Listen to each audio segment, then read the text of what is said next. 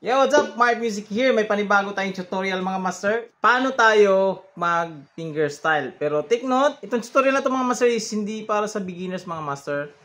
Ito is yung para doon sa mga may alam na konti sa fingerstyle. Ikukurik lang natin siya mga master kung paano yung way ng pag fingerstyle. Disclaimer muna tayo mga master. Ito, lahat ng sasabihin ko is base lang yan sa experience ko at sa sarili kong research.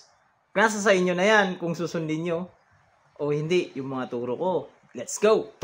So, meron dito tayong ka-master. Ito mga master, shoutout na rin ito mga master. Shoutout ko si Master Hildo Quijano. Yan, lumapit siya sa atin. Nag-PM siya sa atin at ito yung pinasa niya sa atin kasi nagpatulong siya. Kasi daw, parang ano daw yung kanyang fingerstyle ng kanta na to. Alam nyo to mga master, right here waiting. Yan. Ito yung video niya mga master na sinend sa akin mga master. Yan.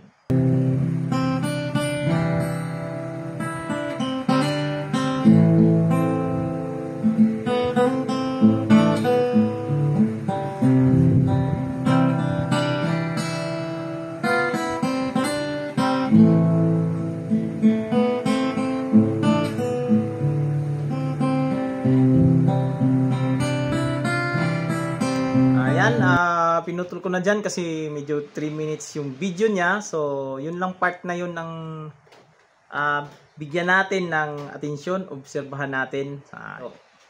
So, yung kanta niya mga master is kanta ni Richard Marx. Yan, kung di ako nagkakamali, Right Here Waiting yung title niyan. So, ginawa niya ng fingerstyle.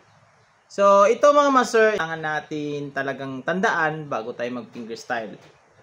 Unang-una, alam na natin yung scale ng mga specific na mga key. Yan, dito sa ano na to, sa kanta na to is meron siyang scale na C major. So, unang-una yun, alam natin yun. Then, yung pangalawa is kailangan alamin natin yung chords progression ng kanta. Sa nakikita ko kasi dito sa video niya, is may alam siya na scale, alam niya na yung scale ng C, alam niya tatakbuhan ang C. Nagguguluhan siya sa bass part. Paano niya ilagay yung bass part. Yan. So, ito master, gawin natin yan yung ginawa ng ating ka-master. So, ito yon, tinago ko yung angulo ng camera mga master para makita nyo yung pinaplak ko dito sa aking right hand at dito sa aking left hand. So ito yun mga master, si ka-master natin is alam niya yung scale ng C. Alam niya.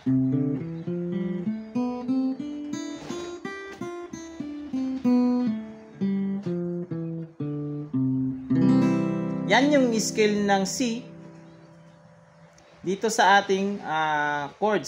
So, maraming scale. Pwede kang mag-iusod mo dito, pero ito yung scale ng C. Kung napagdaanan nyo yung cage system, ito yung unang scale doon sa ating C na cage system. Pero hindi yun natin itatakil dito kasi meron na akong ginawang video niyan mga master about sa cage system. So, dito, sa chords na C, yun yung kanyang first position ng kanyang cage system na C major scale.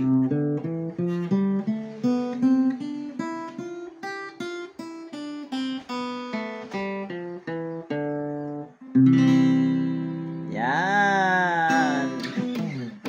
Pero of course, di ko na ituturo yung cage system. Meron na akong turo niyan mga master sa cage system mga master. Kaya sa hindi pa makapanood nun mga master is maganda. Mapanood nyo yun kasi napakalaking tulong yan para gumawa ka ng ganito mga fingerstyle, about sa fingerstyle. Isa yan sa sangkap na kailangan nating matutunan, yung cage system. Yan. So, yun, alam niya na yun, yung yung scale ng C. Naguguluhan siya dito sa bass. Yan.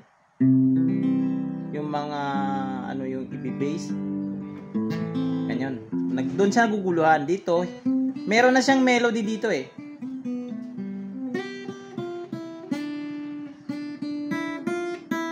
Yan. Yan. Actually mga master, ito yon. Focus ka, wag doon sa melody. Focus ka sa chords progression, yung paglipat ng chords. Then after na yung melody. Yan, ito yung unang tip mga master. So, gawin natin yung chords progression, tapos yung melody na sa isip natin, o pwede nating inananana kung alam natin kantahin natin. So, hindi ko siya alam kantahin, so magnananana na lang ako dito mga master.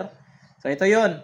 So, meron siyang C, na na na na na, G, na na na na na na na na na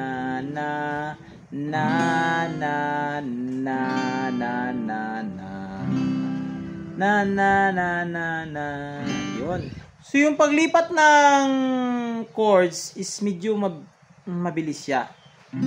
Na na na na na. Yan. So yan yung hanapin natin dun sa ating melody.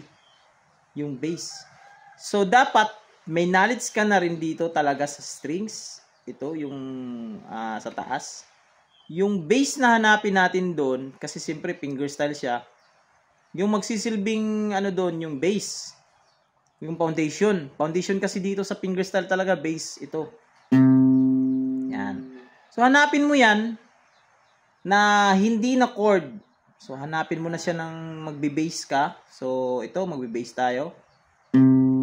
Na na na na na na na na na na na na na na na na na na.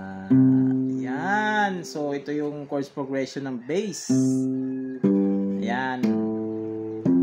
Ngayon ang susunod mong gagawin yung melody na. So dito na tayo sa melody part. So ang i-imagine mo na naman ngayon is yung bass.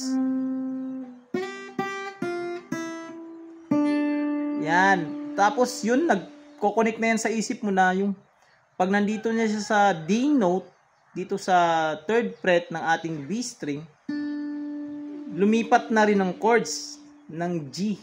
G na chords na. Tapos dito, yan, lumipat din ulit ng A.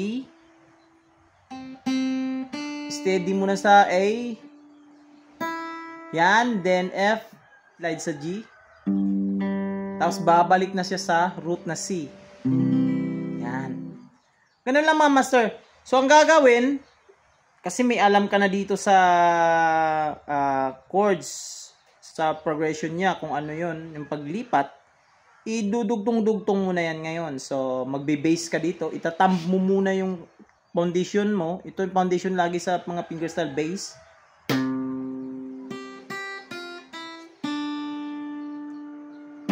Yan.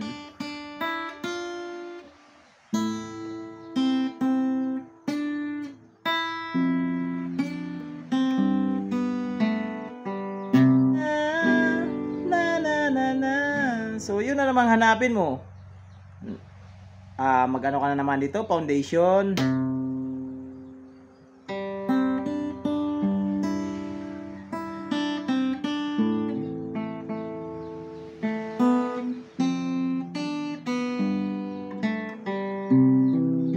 Yan. Actually mga master, madali lang talaga siya. Basta, wag ka munang mag-focus sa melody. Ito yung una. Focus ka muna sa chords, paglipat ng chords sa chords progression niya. Yun muna. Then yung melody, ilalagay mo muna sa isip mo. Parang ganito. Na, na, na. Pakantahin mo lang. Na, na. Na, na, na, na, na, na. Yan. Then, pag gamay mo na, kukunin mo yung foundation dito na bass note doon sa chords progression. Pag makuha mo na yan, doon na yung ating melody.